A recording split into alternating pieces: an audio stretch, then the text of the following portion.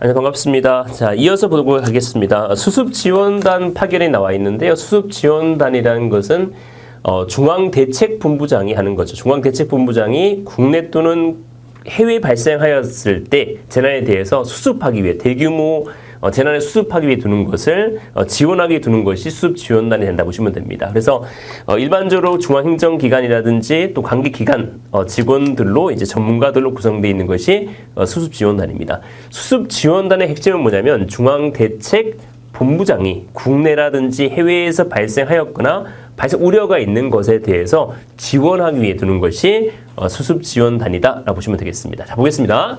수습지원단이 나와 있죠. 자, 중앙대책본부장입니다. 중앙대책본부장은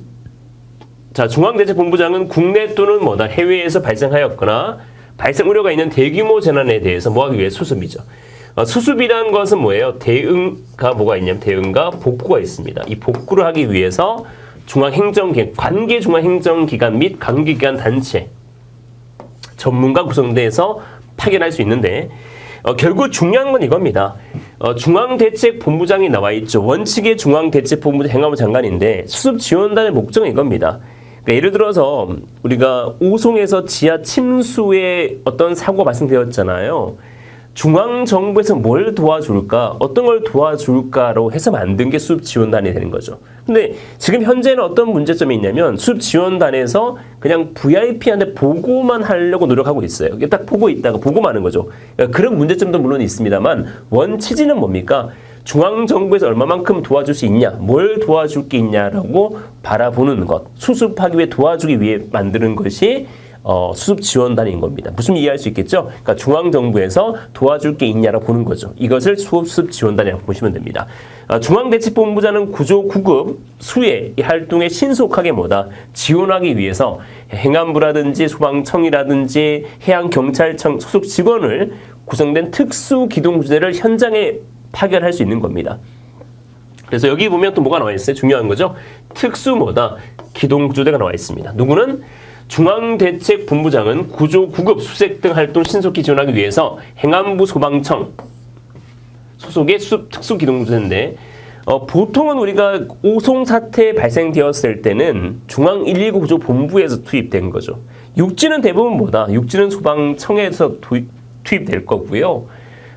바다 같은 해경이 투입되겠죠. 그래서 해경이라든지 그 다음에 소방청이 된다 보시면 됩니다. 이 특수기동부대를 편성해서 파견할 수 있는 겁니다. 좀 더 적극적으로 수습해주기 위해 수습이라는 건 대응과 복구하기 위해서 그렇다 보시면 됩니다. 자, 수습지원단의 구성 운영, 특수위원회 구조 편성에 필요한 사항은 대령에 정합니다. 대령에 정한다는 말은 시행령에 정하겠다는 얘기죠. 자, 보겠습니다. 자, 수습지원단에 나와 있죠. 첫 번째입니다. 지원단. 대령인데 재난 유형별이라는 말은 자연이 있고 사회가 있고 또 자연 중에는 홍수는 어떻고 풍세는 어떻고 이런 게 나와 있는 거겠죠. 유형이 됩니다. 관계 책임기관의 전문가 및 민간 전문가로 구성됩니다. 수습지원단은 전문가들로 구성되는 거죠. 민간 전문가도 있는 겁니다. 다만 해외 재난의 경우에는 따로 수습지원단을 구성하지 않고 뭐로 가름할 수 있다? 국제구제로 가름할 수 있는 겁니다. 국제구제가 있어요. 얘는 129법에 나와 있는데요. 129법이라는 것은 2011년에 만들어진 법입니다. 129법은 2011년에 만들어진 법인데 이 국제구제는 누가 편성하냐면 소방청장이 편성하는 거고요. 외교부 장관과 협의를 거쳐서 만든 게 국제구제가 됩니다. 예전에 헝가리 유람선 침몰 사고가 발생되었는데 그때 파견된 것이 국제구제를 보시면 됩니다. 자, 단장은 수습지원단 중에서 중앙대책본부장이 지명한 사람이 되고 단장은 지휘통솔해서 운영한다 보시면 됩니다. 자, 업무를 수행하는데 지역대책본부장 등 책임자에 대해서 사태 수습에 필요한 기술 자문 권고, 조언이 되겠고요. 중대본부장에 대해서 수습을 위한 현장 상황, 발생 원인, 행정적 재응 조치를 보고할 수 있는 겁니다. 결국은 핵심이 이거죠.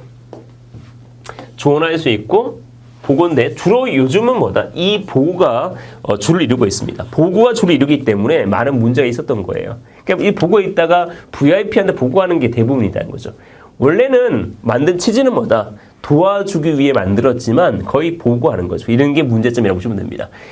무한 항공기 사고 발생되었다. 수습 지원단 파견된다고 하면 뭘 도와줄게 물어보는 게 아니라 보고하는 바쁘다는 거죠. 이런 문제가 있다 보시면 됩니다. 문제점이죠.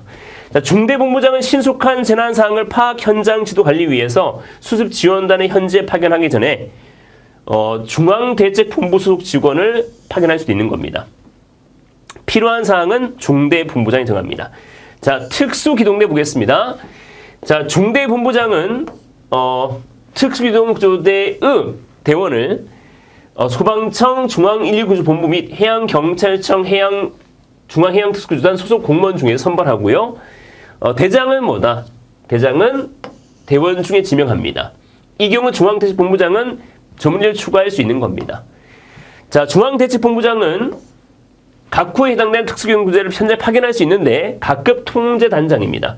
육지는 소방이고 바다는 해양경찰일 겁니다.